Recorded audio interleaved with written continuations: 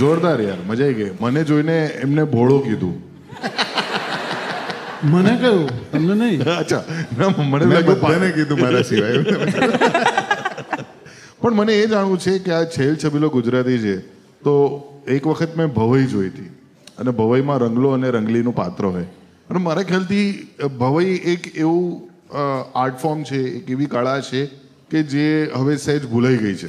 જે પેલા ભૂંગળ પણ વગાડે છે, એ પણ માત્ર એક બેન્ડ રહ્યું છે જે ભૂંગળ વગાડે છે. તો આ ભવાઈનો જ પાર્ટ છે કે પછી આ how did you come about this છેલ છબીલો ગુજરાતી? એટલે આનું ઓરિજિન સ્ટોરી શું છે, મારે એ જાણવી છે.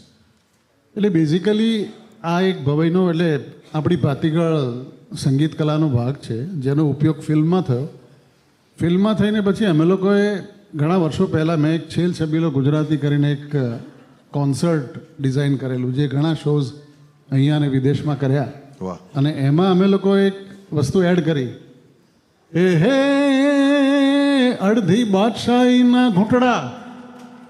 છેલ છબીલો ગુજરાતી તો છેલ છબીલો અમદાવાદી કેવો હોય કે અડધી બાદશાહીના ઘૂંટડા રકાબીમાં લઈ પીવું ને વાલ થકી એ વેચી જાણું જીવન ટેસથી જીવું.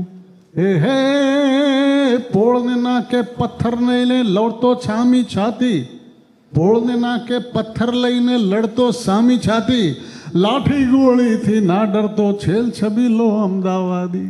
ક્યાં વાત છે!